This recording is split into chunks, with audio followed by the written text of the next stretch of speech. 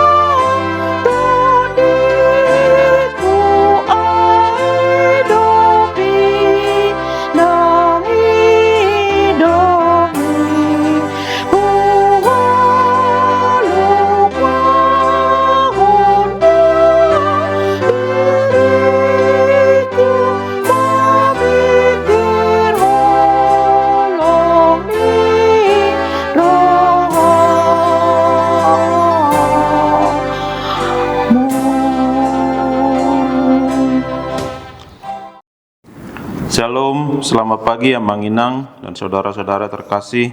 Bertemu lagi kita di Renungan Harian HKBP Bandung Reformanda, Kamis 9 April 2026. Sebelum kita memulai renungan kita di pagi hari ini, kita berdoa terlebih dahulu. Terima kasih Tuhan atas berkat-Mu kepada kami di pagi hari yang ini, dan Engkau juga memberikan hari yang baru kepada kami. Sebentar kami akan mendengarkan dan merenungkan firman-Mu Tuhan. Kiranya Engkau membuka hati dan pikiran kami, supaya kami memahami apa yang menjadi firman-Mu. Kami berdoa di dalam nama Tuhan Yesus Kristus. Amin. Sebagai nats renungan kita di pagi hari ini, tertulis di Keluaran 6 ayat 6. Saya akan bacakan untuk kita dalam bahasa Indonesia. Aku akan mengangkat kamu menjadi umatku, dan aku akan menjadi Allahmu, supaya kamu mengetahui bahwa akulah Tuhan Allahmu yang membebaskan kamu dari kerja paksa orang Mesir. Sebagai tema renungan kita di pagi hari ini yaitu janji Tuhan tidak mengecewakan. Bapak, Ibu, dan saudara-saudari terkasih di dalam nama Tuhan Yesus Kristus, kesulitan dapat terjadi karena ketidakmengertian, ketidaksesuaian apa yang diinginkan dan apa yang diharapkan juga bisa menjadikan sulit. Sulit karena perasaan tidak nyaman. Dalam perjalanan kehidupan, seringkali kita merasa putus asa ketika menghadapi kesulitan yang berkepanjangan. Kesulitan yang sudah dicoba tapi gagal. Kesulitan karena tidak didengarkan dan berbagai kesulitan lainnya. Bangsa Israel mengalami hal yang sulit ketika mereka berada di bawah perbudakan Mesir. Mereka telah berseru kepada Tuhan, tetapi penderitaan mereka justru bertambah. Kedatangan Musa yang menjadi nabi juga dianggap menjadi kesulitan, membawa kesulitan, termasuk setelah Musa pertama kali berbicara kepada Firaun. Dalam nats ini, Tuhan menegaskan kembali janjinya untuk membebaskan umatnya dan mengingatkan Musa akan kesetiaannya kepada Allah nenek moyang mereka, Allah Abraham, Ishak, dan Yakub. Itu menjadikan ingatan komunitas di mana dulu Allah berkarya dan karyanya tidak berhenti hingga masa kini. Dalam menghadapi kesulitan, perasaan tidak nyaman sering muncul. Bagaimana hal sulit itu juga membuat kita mempertanyakan Tuhan, termasuk bagaimana karya Tuhan dan kenapa Tuhan memperkenalkan hal sulit itu terjadi. Kita bisa mendapati bagaimana Tuhan menyatakan dirinya sebagai Tuhan, bukan hanya sebagai Allah yang berjanji, tetapi juga sebagai Allah yang bertindak. Tindakan Allah itu tetap bekerja meski dalam hal yang terlihat sulit, tidak bisa dipahami, bahkan menyakitkan.